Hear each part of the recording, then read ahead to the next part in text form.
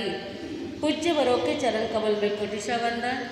अनंत उपकारी जन जन के आस्था केंद्र आचार्य सम्राट गुरुदेव पूज्य श्री आनंद ऋषि जी महाराज साहब के पावन स्मृति में शतशः अभिवादन।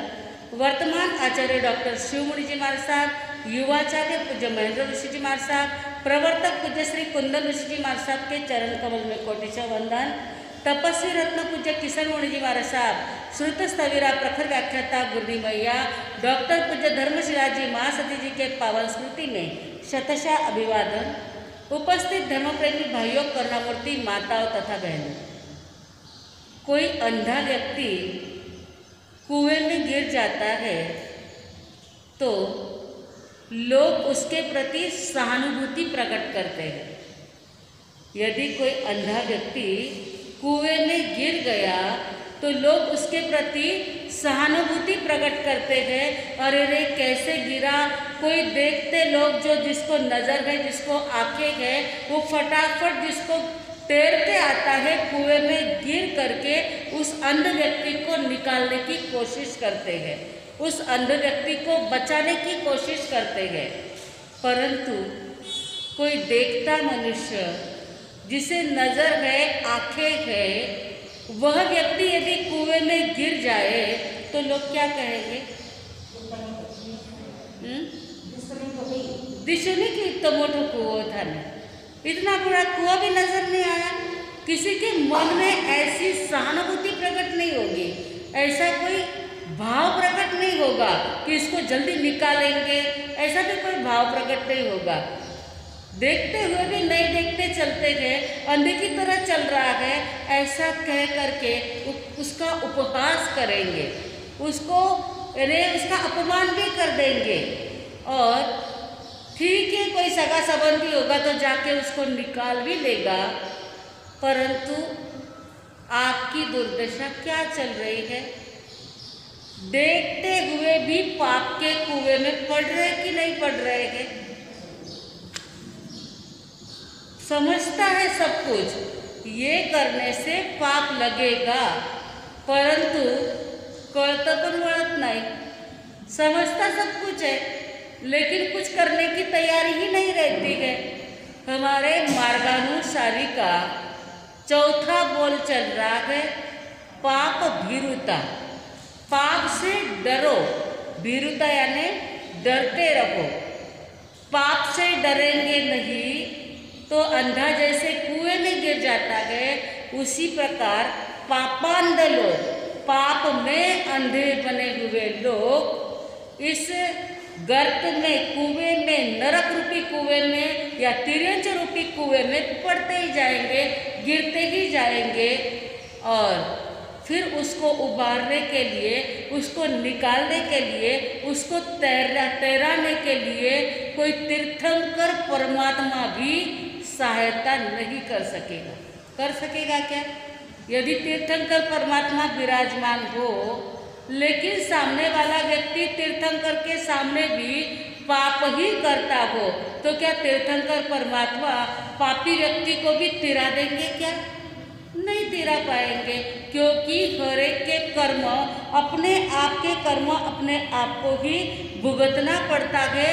दो प्रकार की प्रवृत्तियां दुनिया में चलती ही रहती है, एक पाप प्रवृत्ति और एक पुण्य प्रवृत्ति। जो पाप प्रवृत्ति करते रहता है उसका मन कितना शांत रहेगा। आपने कोई पाप कर लिया है, किसी को गालियां दे दी, आपने गुस्सा किया, पाप कितने प्रकार का है? 18 प्रकार का पाप है। उसमें से किसी की हिंसा की, झूठ बोल दिया, चोरी का माल ले लिया, या अब्रह्म का सेवन किया, परस्त्री गमन कर लिया, या बहुत सारा दूसरे का धन दबा लिया, और दूसरे का, किसी का नहीं, अपने सगे भाई का ही धन दबा लिया। बताइए वो व्यक्ति शांति से सो सकेगा? आराम की नींद ले सकेगा? भले ही बहुत कुछ मिल जाए परंतु उसका अंदर का मन, अंतर आत्मा तो उसको डंकता रहेगा, उसको बार बार कोसता रहेगा। 18 पापस्थानों में ये 5 आ जाते हैं। फिर क्या आता है? छठा क्रोध, क्रोध, मान, माया, लोभ, फिर राग और द्वेष, ये सब करके कितने व्यक्ति को आज दिन तक अंतर में परम शांति का अनुभव हुआ है। गुस्सा करने के बाद कोई आनंद मना सकता है? खुद तो नहीं मनाता है और घर के लोगों को भी आनंद मानने का कोई भी मौका नहीं देता है। अभिमानी व्यक्ति अभिमान से ऐसे ही टट्टार होके घूमता है, मेरे जैसा इस दुनिया में कोई नहीं। वह अभिमानी व्यक्ति भी कभी शांति को प्राप्त नहीं कर सकेगा। मायावी कपट से चाहे धन कमा ले, कपट से चाहे मान पा ले, परंतु कपटी व्यक्ति को भी कभी शांति नहीं मिलती है। फिर और कौन सा पाप आता है? लोभ। सभी पापों का बाप कौन है? लोभ है। लोभी को भी किसी भी प्रकार से शांति प्राप्त नहीं होती है। क्रोध, मान, माया, लोभ, फिर राग। राग का अर्थ क्या होता है? राग का अर्थ क्या होता है? आसक्ति। किसी व्यक्ति या वस्तु के प्रति राग पैदा होना, ममत्व पैदा होना। राग करने वाला अपने बच्चे के ऊपर इतना राग करते हैं, इतना प्यार करते हैं कि मोटो हुईला, पचे मारो ध्यान रखीला, पचे मारी सेवा करीला, इतना राग होता है। परंतु वही बेटा एकाध शब्द उल्टा बोल दे तो वह राग किस में परिवर्तित हो जाएगा? द्वेष में परिवर्तित हो जाएगा। जिसके प्रति राग रहता है उसने अपने मन के मुताबिक ना किया तो द्वेष पैदा हो जाता है। तो ये राग और द्वेष कितने पाप हो गए? 5 और 6 11 हो गए। 10वां राग, 11वां द्वेष, 12वां कलह। आज दिन तक कलह यानी क्लेश, झगड़ा करना। यदि झगड़ा किया और शांति से सो गए, आराम की नींद आएगी? बिल्कुल आराम से सो सकेंगे? तो पाप किसे कहते हैं? जो जीवात्मा को अशांति पैदा करे, मन में अशांति पैदा करता है, उसे कहते हैं पाप। 12वां क्लेश, 13वां अव्याख्यान यानी किसी के ऊपर कलंक लगा देना, किसी के दोषों को प्रकट करना, किसी के दोषों को प्रकट करना या किसी को कलंक लगा देना। ये तो बहुत, 2 भाई बहन भी स्कूटर के ऊपर जाते होंगे ना तो तुरंत तीसरे जो पहचानते नहीं है वो क्या जमाना आया है।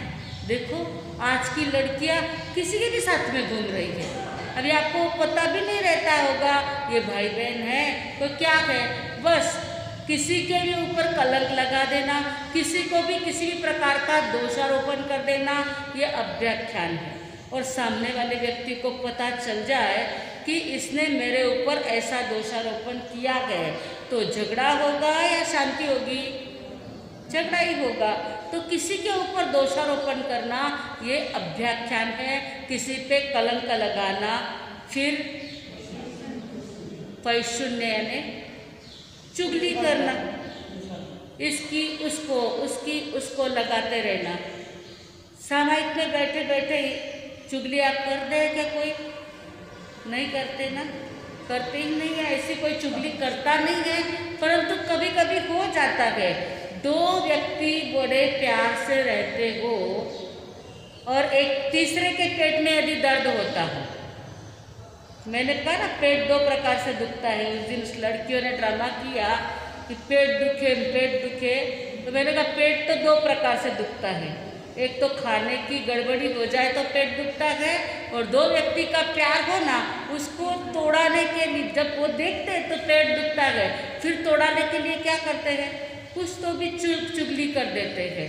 अरे तू क्या उससे प्यार करती है, ये उसके मन में तो तेरे प्रति कुछ भी भाव नहीं है, वो तेरे लिए ऐसा ऐसा कहती थी। एक कण का होगा ना तो मन भर बना बना के कह देते हैं। तो ऐसा पैशून्य, 2 के बीच में फूट डालने के बाद तीसरा व्यक्ति कभी सुख नहीं पा सकता है। अंदर का अंतर आत्मा उसको डंकेगा, त्रास देगा, भयंकर पाप लगेगा। 15वां पर परिवार, दूसरे की निंदा करना। कहाँ पर बहुत अच्छा लगा, बहुत हा मालूम है ना, घर में जाने देखो कई जी को कुछ अच्छा दिखा तो भी दोषारोपण करना, निंदा करना। निंदा का पाप महाभयंकर पाप रहता है।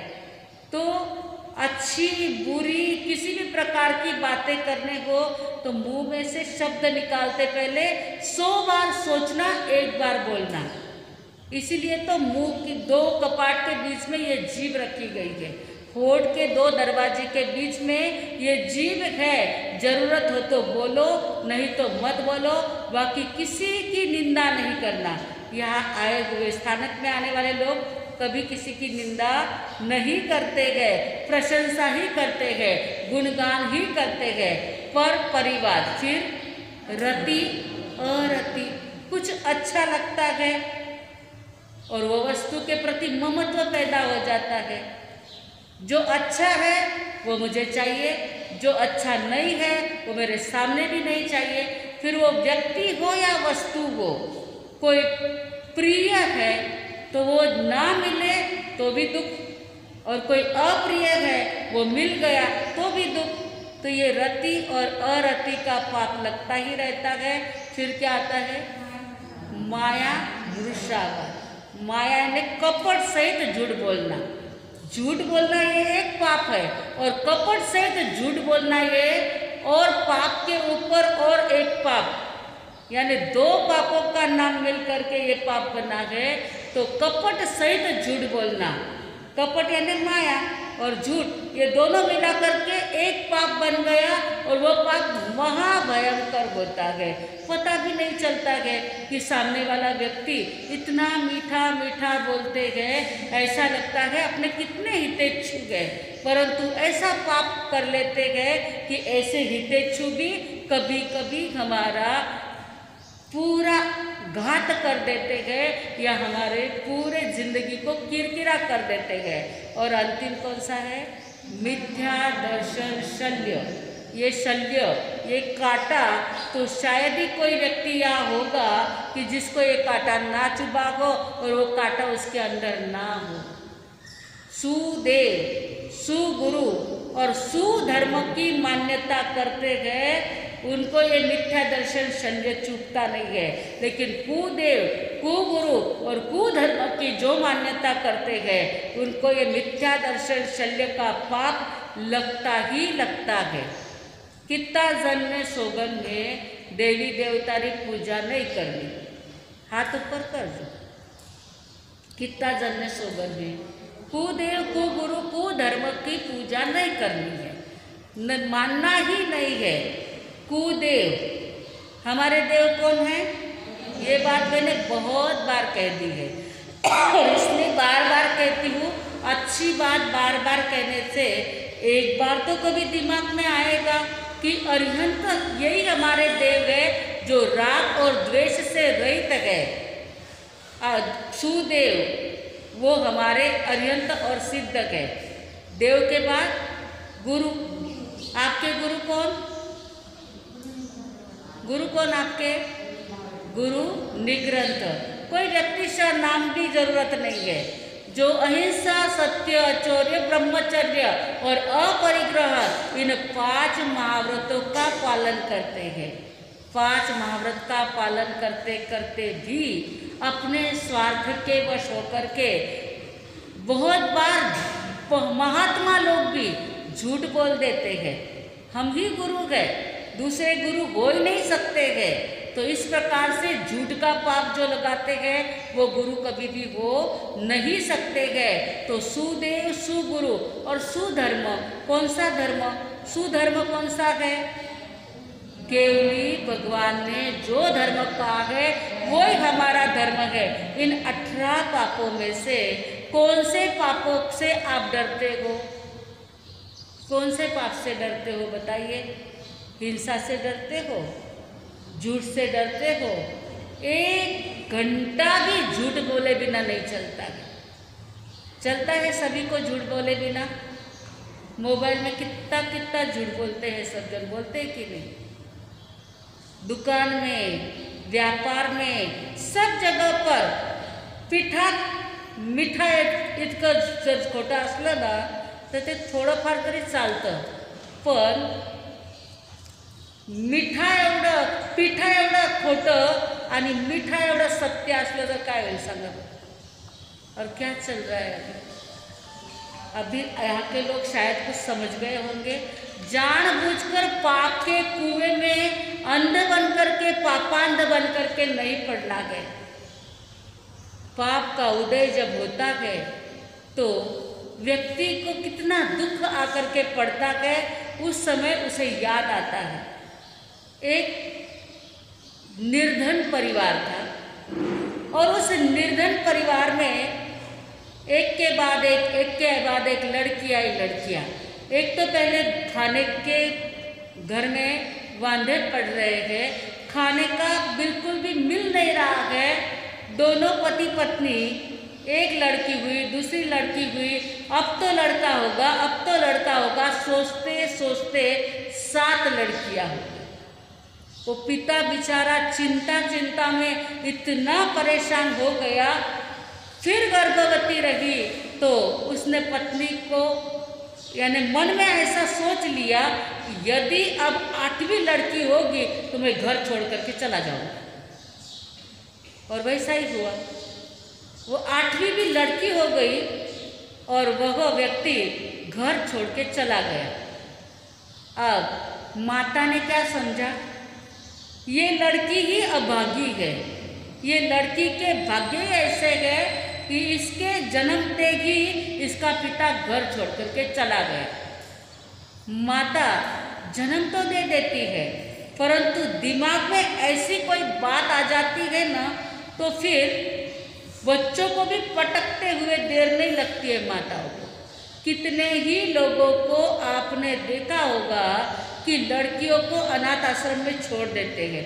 लड़की हो या लड़का हो, कोई माता ऐसा कर नहीं पाती है, परंतु जब द्वेष बुद्धि और बच्चे का कोई पाप का उदय होता है तो उसको अनाथ आश्रम में भी छोड़ दिया जाता है। अनाथ आश्रम तक पहुँचा है तब तक तो ठीक है, उकरडे के ऊपर भी बच्चे पड़े रहते हैं। जन्मा हुआ बच्चा उकरडे पर भी मिलते गए। सोलापुर में और अहमदनगर में 2 जगह पे स्नेहालय चलते हैं। उस स्नेहालय में ऐसे ही उकरडे पे पड़े हुए बच्चों को उठा करके लेके जाते हैं और उनको दवा पानी करके साफ सुथरा करके उनको बड़ा किया जाता है। ऐसे हमारे संसारिक कजिन मामा ही गए, वो रसिक लाल जी सिंघवी का बेटा प्रदीप सिंघवी, और इधर अहमदनगर में है सुवालाल जी सिंघवी, जो हमारे कजिन मामा हैं। और उनके इतना ही बड़ा काम करते हैं। एक लड़का उकरडे पे पड़ा हुआ था, उसको उठा के लाए, उसको इतनी चींटियों ने काटा हुआ था, पूरा शरीर जख्मी हो गया था। ऐसे बच्चे को साफ सुथरा करके उसको बड़ा किया और आज वह लड़का इतना महान बन गया है, इतना महान बन गया है। उसकी माँ के साथ में कोई वैरानुबंदी, उसकी कोई पाप का उदय, उसको माँ का प्यार नहीं मिला। लेकिन जब कौन सी एक ट्रेन चालू हुई थी तो उस ट्रेन का फ्लैग उस लड़के के हाथ से फड़काया गया था। ट्रेन चालू करे उद्घाटन जो करते थे उस लड़के के हाथ से फड़काया गया था। कहने का मतलब इतना ही है कि माता भी होती है तो पाप का उदय होने के बाद ऐसे बच्चों को भी उकरडे पे छोड़ देते हैं। शास्त्र में कौन सी माता ने अपने बच्चे को उकरडे पे छोड़ा था? कौन सी माता ने छोड़ा था? चेलनारायण, बराबर। वो श्रेणिक महाराज की पत्नी चेलना, जब उसको दोहद ऐसा उत्पन्न हुआ कि अपने पति का मांस खाओ, विचार करती है कि ये जन्म लेगा तब कितना भयंकर खूंखार बनेगा, इसकी अपेक्षा इसको मार देना चाहिए। इसलिए उकरडे पे ले जाके डाल देते गए। क्या नाम था उसका? कोनी। आखिर निकला तो वो पापी ही। उसके कारण ही सैनिक को मरना पड़ा। सारी बात हो चुकी है पहले, इसलिए ज़्यादा कुछ न कहते हुए, तो ऐसा पाप का उदय इस लड़की का हुआ और उसकी माता ऐसे ही उसको बड़ा तो कर देती है, परंतु कभी कुछ भी मांगा तो मारना, पीटना, उसको धूप में भेजना, इस प्रकार से भयंकर तकलीफ देती है। एक दिन वह लड़की कुछ खाने के लिए मिष्टान्न मांगती है, तो माँ कहती है, एक तो तू जन्मी और तेरा बाप चला गया और वापस ऊपर से तू मिठाई मांगती है। खूब पीटा और बाद में उसको कहा कि यहाँ से जंगल में जा, लकड़ियाँ तोड़ के ला, और जब तू लकड़ियाँ तोड़ करके लाएगी तभी तुझे खाना दूंगी, नहीं तो आज तुझे खाना ही नहीं दूंगी। बेचारी रोती रोती जंगल के रास्ते से जाती है। जन्मी तो उसका नाम संस्करण भी नहीं किया, उसको सभी लोग निर्नामिका नाम से पुकारते थे। उसका नाम क्या था? निर्नामिका, जिसको नामकरण भी जिसका नहीं किया था, ऐसी निर्नामिका जंगल के रास्ते से जाती है, लकड़ियाँ तोड़ती है, उसकी भारी बनाती है, सिर पर उठा करके चलने लगती है। उतने में उसने देखा कि बहुत सारे लोग जंगल के रास्ते से सज धज के जा रहे हैं, बहुत लोग भीड़ की भीड़, टोले के टोले जा रहे हैं। वो अपनी लकड़ी की भारी साइड में रखती है और लोगों को पूछती है कि आप लोग सब कहाँ जा रहे हैं? तो बोले, भगवान महावीर स्वामी पधारे हैं और हम लोग उनके दर्शन करने के लिए जा रहे हैं। मैं भी दर्शन कर सकती हूँ? बोले हाँ। और सभी लोगों के साथ में वह निर्नामिका भी दर्शन करने के लिए जाती है।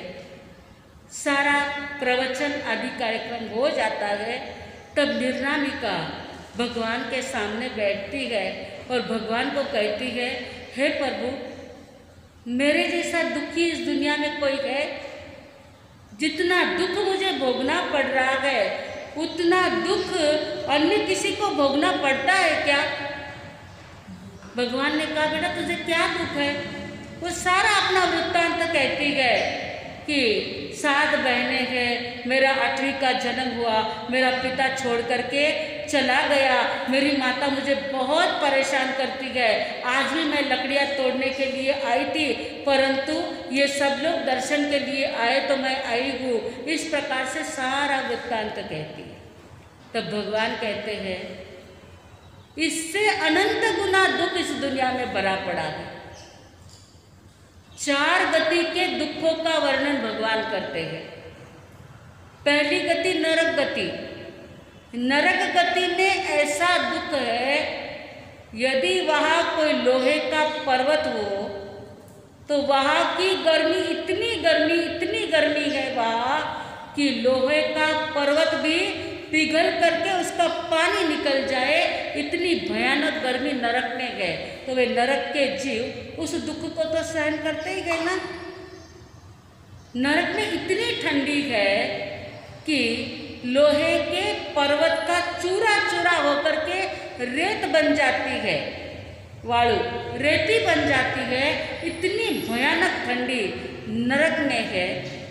और परमाधामी देवों के द्वारा उनको जो त्रास दिया जाता है, तूने पूर्व जन्म में झूठ बोला था ना, तो जीभ काट दी जाती है, चोरी की थी ना, हाथ काट दिए जाते हैं, अब्रह्म का सेवन किया था ना, धकधकते लोह पुरुष के साथ में उसको बांध दिया जाता है, तपे हुए तवे के ऊपर पैर रखाया जाता है। इतनी भयानक वेदना नरक में है।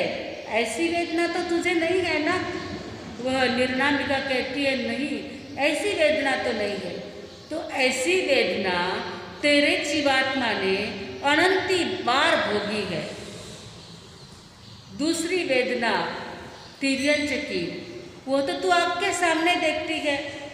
जो बगुला है वह अपनी तीक्ष्ण चोंच से मछलियों को पकड़ती है। उस मछली को कितना दुख होता होगा। जिन जानवरों को घूमने की आदत है, ऐसे जानवरों को पिंजरे में बंद करके रखा जाता है, उसको कितनी वेदना होती होगी। कसाई लोग उसको कत्ल खाने में काट देते हैं, इससे भी ज़्यादा तुझे वेदना है क्या? निर्णयता कहती है नहीं, ऐसी वेदना तो मुझे नहीं है। फिर कहते तुझे लगता होगा कि देवलोक के देवता तो बहुत सुखी है, परंतु देवलोक में भी कोई सुख नहीं है।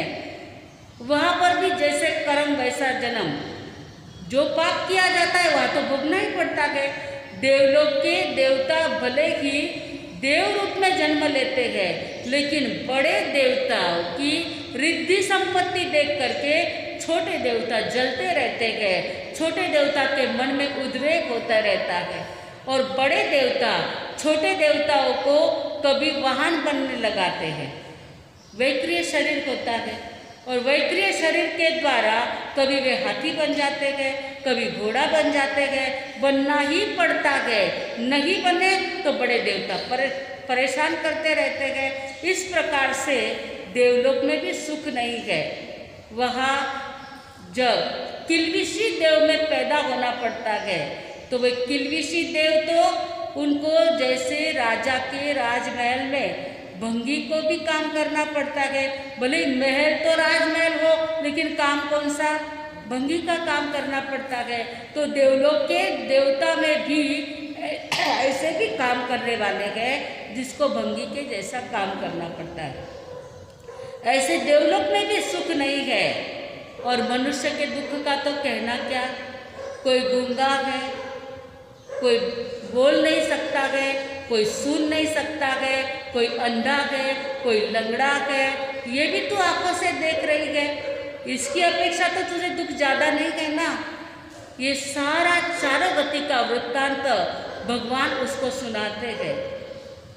वह भगवान से कहती है, प्रभु इस दुख का निवारण करने के लिए कोई उपाय है सही? भगवान को कहती है, दुखड़ा निवारो मारा, जन्म मरण ना परमात्मा। दुखड़ा निवारो मारा, जन्म मरण ना परमात्मा। केवा केवा दुखड़ा स्वामी, मैं सयानार की माँ, एक रे जाने छे मारो आत्मा। हेजरे एक रे जाने छे मारो आत्मा। लबकारा करती काली, वेदनाओं सहता सहता, वर्षों ना वर्षों स्वामी मैं बिता गया त्रास माँ। दुखड़ा निवारो मारा, जन्म मरण ना परमात्मा। भगवान के पास से सुन करके निर्नामिका कहती है, ऐसे नरक में भी मैं जाकर के आई हूँ। एक बार नहीं बहुत बार जाकर के आई है। हे भगवान, अब मेरा ये दुख का निवारण करो। आप जाके आए नरक में, हम जाके आए ना नरक में। आप और हम कितनी ही बार जाके आ गए। हमारा आत्मा कब से है? अनादि अनंत काल से। चारों ही गति में घूमते घूमते अनंत काल व्यतीत हो गया है, लेकिन घूमने से अभी थके है। और थके तो पाप रूपी कुएं में कोई पड़े, अंधा पड़ता है कुएं में। आप तो सब अंधे नहीं ना, कोई सब देखते हैं ना। फिर क्या पाप है वो तो पता चल जाएगा ना। तो वह निर्नामिका कहती है, भयानक नारकी का दुख है परमात्मा, इससे आप मुझे बचा दीजिए। फिर तिर्यंच का दुख जो भगवान ने कहा था, वह कहती है, जैसे नरक का आयुष्य पूरा होता है तो नारकी का जीव मर के वापस नरक में नहीं जाता और देवलोक का जीव मर करके वापस देवलोक में नहीं जाता। नारकी का जीव देवलोक में नहीं जाता, देवलोक का जीव नरक में नहीं जाता। उनका जन्म तिर्यंच और मनुष्य में ही होता है। यदि तिर्यंच का जन्म मिल जाए, नारकी का आयुष्य पूरा हो जाए और तिर्यंच का जन्म मिले तो वहाँ कौन सा दुख है? हेरे मल्ला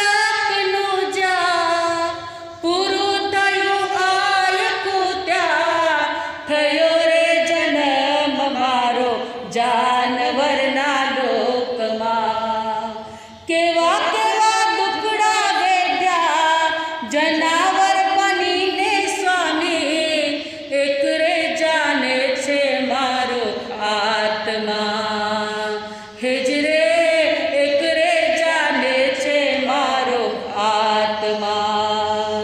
बोजो अड़खा मनोने लाकड़ी ना मार सेता, वहती आंसुडानी धार मारा आत्मा। दुखड़ानी वारो मारा जन्म मरण ना परमात्मा। जब नारकी का आयुष्य पूरा हुआ तो तिरंज का आयुष्य बोझो अड़खामनों ने लाकड़ी ना मार सहता। तिरंज के कंधे पे कितना बोझा रहता है। बैलगाड़ी देखी होगी आपने। शुगर फैक्ट्री पास में होने के कारण आपने देखा होगा कि दो दो बैल और उसके ऊपर कितने गन्ने यानी ऊस कितने रखे जाते थे। वो बेचारे गर्दन को हिला भी नहीं पाते गए और थोड़ा सा चलने की स्पीड कम कर दिया तो ऊपर से चाबुक के फटके। ऐसा जन्म लेना है तो उसके लिए क्या नहीं करना चाहिए, क्या नहीं करना चाहिए। समझता है पर जानते सब कुछ है पर मानना नहीं है, परंतु मानना ही पड़ेगा। यदि नरक तिर्यंच गति में नहीं जाना हो तो उसे मानना ही पड़ेगा। ये तिर्यंच का भी आयुष्य पूरा हो गया तो सुख का गए रे मलक नुजा पुरुतयु आय कुत्या थयो रे जन्म मारो देवता ना लोक मां। केवा केवा मंथन स्वामी मैं करा देवलोक मां, एक रे जाने छे मारो आत्मा। हेजरे एक रे जाने छे मारो आत्मा। रिद्धि ने सिद्धि तोए तमारा वियोगे स्वामी, जन्मारो गाड़ो जाने घोर कारावास मां। दुखड़ानी वारो मारा जन्म मरण ना परमात्मा। देवलोक ने भी जन्म लिया लेकिन कितना मंथन वहाँ करना पड़ता गए। अवधि ज्ञान है, सब कुछ समझते गए, भूख भी नहीं लगती है, फिर भी एक भी उपवास नहीं कर पाते हैं। इतनी शक्ति है, शरीर बदल भी सकते हैं, परंतु परमात्मा दशा को प्राप्त नहीं कर सकते गए, कर्मों की निर्जरा नहीं कर सकते गए। वहाँ तो जैसे कोई बड़ा आमदार, खासदार, प्रधानमंत्री उसको जेल में रखा जाता है ना, तो जेल में सब सुविधाएं गए, परंतु अपना प्रिय व्यक्ति मिल सकता है क्या? अपने घर के लोगों के साथ में रह सकते हैं क्या? उसी प्रकार वह सब सुविधा, रिद्धि, सिद्धि, संपत्ति सब है, परंतु हे प्रभु वहाँ पर परमात्मा ही नहीं मिलते गए। तप नहीं, जप नहीं, साधना नहीं। देवलोक के देवता को भूख कब लगती है पता है क्या आपको? देवलोक के देवता को भूख कब लगती है? यदि देवलोक के देवता का हाईएस्ट आयुष्य है 33 सागरोपम, उस 33 सागरोपम वाले देवलोक के देवता को 33,000 वर्ष के बाद एक बार भूख लगती है। 33,000 वर्ष के बाद एक बार भूख लगती है। और खाते क्या है? एक इतना सा तुअर के दाने जितना अनाज खाते हैं और संतोष हो जाता है। फिर वापस 33,000 वर्ष के बाद भूख लगती है। अब वो सागरोपम का आयुष्य मैंने बहुत बार किया तो भी आप भूल गए होंगे। सागरोपम किसे कहते हैं? पल्योपम। पल्योपम का आयुष्य तो सबको पता है कि नहीं, कि भूल गए? 1 योजन का प्याला, 1 योजन यानी 12 किलोमीटर, 12 किलोमीटर का एक प्याला, उसमें उतना ही 12 किलोमीटर गहरा, 12 किलोमीटर चौड़ा, उसमें तुरंत के जन्मे हुए युगलिया के बच्चे के बाल ऐसे टुकड़े किए हैं कि एक से दूसरा टुकड़ा उसका हो न सके, ऐसे बालों से खचाखच भरा हुआ वह प्याला उसके ऊपर से चक्रवर्ती की सेना भी चली जाए तो वो दब ना सके, इतना ठूस ठूस के भरा हुआ प्याला 100 वर्ष के बाद उसमें से एक बाल बाहर निकाले, 100 वर्ष के बाद एक बाल बाहर निकाले, जिस समय वह प्याला पूरा खाली हो जाएगा उतना एक पल्योपम, उतने को क्रोड़ा क्रोड़ी पल्योपम का एक सागरोपम, करोड़ को करोड़ से गुना करने के बाद जितनी संख्या आती है उतने पल्योपम का एक सागरोपम। सोचो वो आयुष्य कितना है। और ऐसा आयुष्य आप और हम 33 सागरोपम का तो नहीं करके आए हैं, क्योंकि एक बार 33 सागरोपम का आयुष्य प्राप्त हो गया तो दोबारा एक बार मनुष्य जन्म होकर के वह चरम शरीर ही बनता है, वह निश्चित रूप से मोक्ष में जाने वाला ही बनता है। कोई सम्यक दृष्टि हो, शायद समकिति हो, वो ही ऐसी 33 सागरोपम की आयु प्राप्त कर सकता है और एक भाव मनुष्य का करके वो मोक्ष में चला जाता है। इसलिए 33 सागरोपम का तो आयुष्य नहीं प्राप्त हुआ, लेकिन 30 का, 22 का, 20 का, 10 का, 1 का तो आयुष्य कितनी बार मिला है। देवलोक में कितनी बार जाकर के आए गए, कितने ही नाटक देखे, परंतु अभी नाटक देखने की भावना पूरी नहीं हुई। दिन भर उस मोबाइल में नाटक देखते रहते।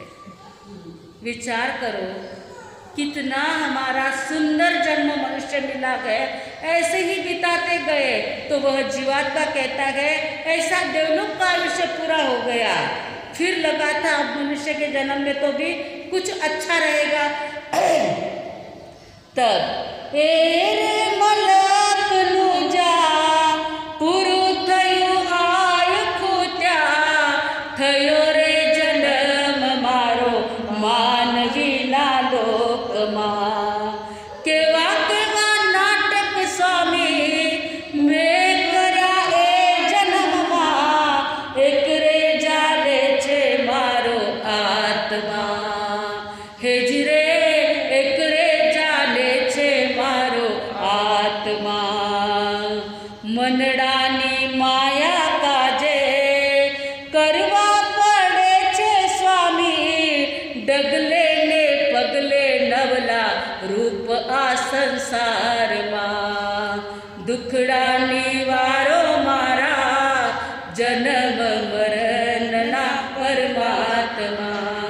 कितने नाटक होते हैं बताइए मनुष्य जन्म में। दिन बाद थानक रामाय नाटक रो ड्रामा में पार्ट लेवन वाला वेगळोच म्हणलो, पाછી दुकान में गया तो वेगळोच ड्रामा रो पार्ट थानो, जी मने घरे गया तो ड्रामा रो पार्ट कहीं वेगळोच चाले कि नहीं क्यों भला पक्को हुए कि इसो मन में। प्रत्येक टाइम ने मुखौटा बदलना, बहुरूपिया बनना, ड्रामा रा पार्ट वेगळा वेगळा।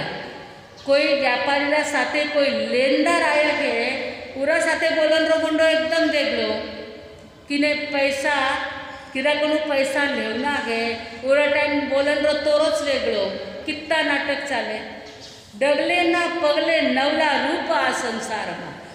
पग पग के ऊपर नए नए रूप, नए नए नाटक चलते ही रहते हैं। और वह मनुष्य का जन्म भी प्राप्त करने के बाद ये नाटक करने नहीं छोड़े तो फिर दोबारा नरक तिर्यंच मनुष्य देव, नरक तिर्यंच मनुष्य देव 4 गति के चक्कर में घूमते ही रहना पड़ेगा। अबे कितना नाटक करना है, कितना नाटक करना है, करना है कि करना तो नहीं है, पर कहीं करा मारसा आंधड़ा हुए कुआ में पड़ रहा है।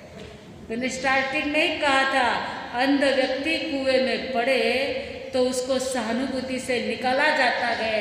देखता व्यक्ति कुएं में पड़े तो लोग के अंधड़ होगी, जिसे नहीं किता नहीं।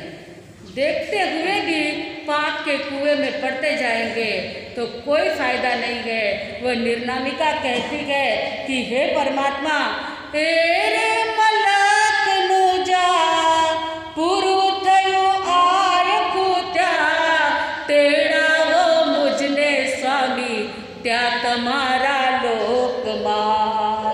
केवा केवा वर्णन स्वामी में सुन्या ए मलकना, अधीरो बन्यो छे मारो आत्मा। हेजरे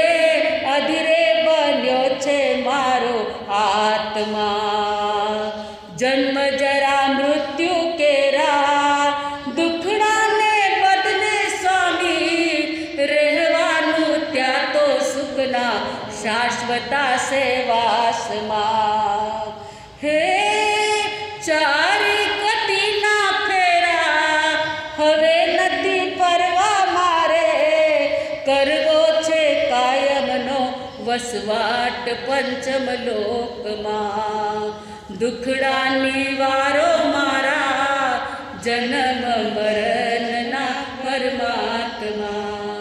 हे प्रभु, मैंने तो सिद्ध का वर्णन बहुत सुना है और सुनने के बाद अब तो बस यही इच्छा होती है कि मैं पंचम गति को, जो सिद्ध गति है, वह कैसे जाऊं, जहाँ जन्म नहीं, जरा नहीं, रोग नहीं, शोक नहीं, दुख नहीं, दरिद्र नहीं, कुछ भी नहीं, शाश्वत सुख में रहने का इतना सुंदर मौका मुझे अब जल्दी से जल्दी प्राप्त हो जाए।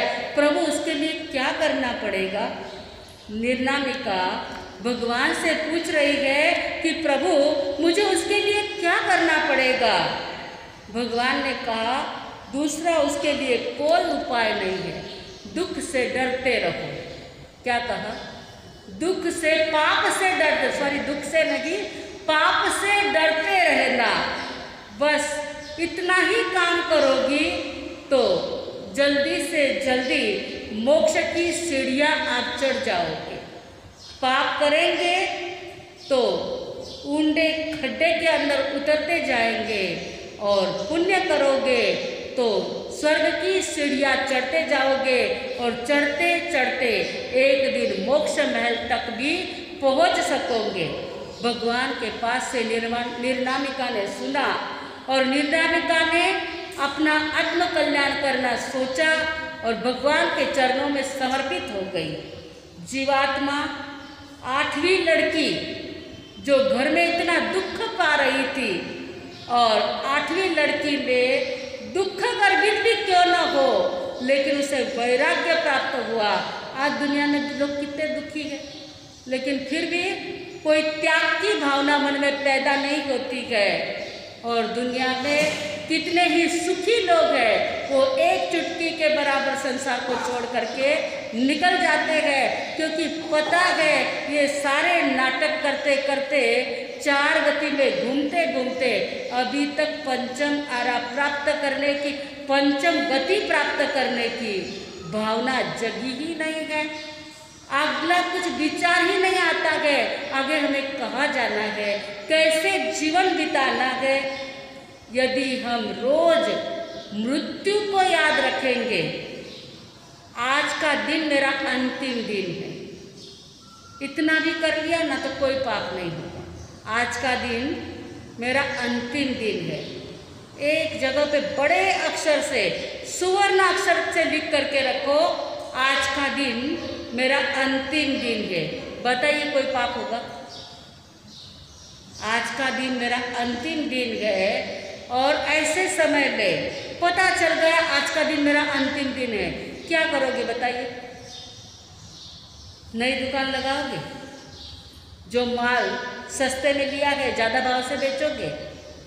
दो चार दुश्मन बनाओगे? किसी के ऊपर गुस्सा होगे? कुछ भी नहीं। एक व्यक्ति बहुत ज़्यादा, यानी सुबह उठा, पलंग के नीचे पैर रखा, तब से दिन भर सब उल्टा ही पड़ता था, जो काम करे उल्टा ही पड़ता था, परेशान हो गया। ऐसे परेशानी में जब कोई बहुत दिन भर उल्टा सुल्टा काम होता है तो व्यक्ति अपने प्रिय मित्र को याद करता है। उसने अपने प्रिय मित्र को याद किया, उसको फ़ोन किया कि आज अपने को अमुक होटल में भोजन करने के लिए जाना है, तू आता है? सामने वाले व्यक्ति ने कहा, हाँ हाँ बिल्कुल, मैं तो आज आऊँगी, आज तुझे मुझे मिलना ही था, मैं आ ही रहा हूँ भोजन करने के लिए, क्योंकि आज का मेरा दिन अंतिम दिन है। क्या कहा? आज का मेरा दिन अंतिम दिन है, मैं आ ही रहा हूँ। ये बेचारा फ़ोन पटाख से रख दिया, क्या बोल रहा है ये? पागल तो नहीं हो गया? अच्छी तरह से बोल रहा है और कहता है आज का मेरा दिन अंतिम है और मैं तो आऊँगा, इतने मस्ती से बोल रहा है। हाँ हाँ, आज तो मैं भोजन करने के लिए आऊँगा ही। वो जाता है अब ये दिमाग में क्या लेकर के जाएगा? जो भोजन करने के लिए होटल में जाने वाला है, जिसने कहा अंतिम दिन है, तो वो क्या मन में लेके जाएगा? कितना निराश होगा, कितना दुखी होगा, वो कितने निसासे छोड़ता होगा। ये जैसे ही होटल के पास जाता है, वह भी होटल के पास खड़ा था, आ गले मिल जाता है और बहुत ज़्यादा हंसी खुशी से मस्ती से बात कर रहा है। तो वो भी थोड़ा विचार में पड़ जाता है। ये बोल रहा है अंतिम दिन, ये हंस रहा है मस्ती से। अब भोजन के लिए बैठे हैं, मस्त भोजन भी कर लिया उसने। अरे इसका अंतिम दिन है, ये खा भी रहा है आराम से, हंस रहा है, बोल रहा है, बात क्या है? बोले तूने मुझे फ़ोन में क्या कहा था पता है? बोले हाँ, क्या कहा था? तो आज मेरा अंतिम दिन है। तो खा पी रहा था, हुआ क्या है? तो बोले हाँ कुछ नहीं हुआ है। फिर क्या का अंतिम दिन है? हाँ मेरा अंतिम दिन है। तो बोले अंतिम दिन क्या मतलब क्या होता है? बस मेरा अंतिम दिन है आज। अरे लेकिन तू पागल जैसी बातें क्या कर रहा है? अंतिम दिन है। तो देख तेरे को एक बात सुना था। एक दिन मैं घर में था, बड़ा परेशान, जो करूँ सो उल्टा, बिजनेस करूँ सो उल्टा, पैसे सब सफा होने लग गया। और मैं सोचता रहा अब तो अपघात करने के बजाय दूसरा कोई चारा ही नहीं है, इससे तो मर जाना अच्छा। और मैं मरने की तैयारी कर रहा था, फिर सोचा मरना ही है ना आज, दिन भर सुबह से लेकर शाम तक आज मरना ही है ना, तो फिर अच्छी तरह से सबको मिल लूँ, सबके साथ में अच्छी बातें कर लूँ। इसलिए मैंने सभी के साथ में अच्छी बातें करी। अब मैंने सोचा सब उल्टा ही हो रहा है ना, जिसके साथ में उल्टा होता उसके साथ में भी उल्टा ही बोलना। पत्नी के साथ में उल्टा हो रहा था, पत्नी ने एक कहा तो मैं दो बोलता था। तो इस प्रकार से पत्नी ने उस दिन कहा था आप दुकान से आते वक्त ऊन लेकर के आना, और मैं भूल जाता था। और जब पत्नी कहती थी आपको कभी भी कुछ कहा लाने का तो आप भूल ही जाते हो, तो मैंने कहा भूल गया मैं। उस दिन क्या कहा, पहले कहता था तुझे समझता नहीं क्या, मेरे को कितना काम रहता है, लेकिन उस दिन मैंने क्या कहा, सॉरी भूल गया मैं, अब भी ला के देता हूँ। तुरंत गया ला के दिया। पत्नी आश्चर्य, शौक, क्या बात है आज इनका कैसे जीवन इतना परिवर्तन हो गया।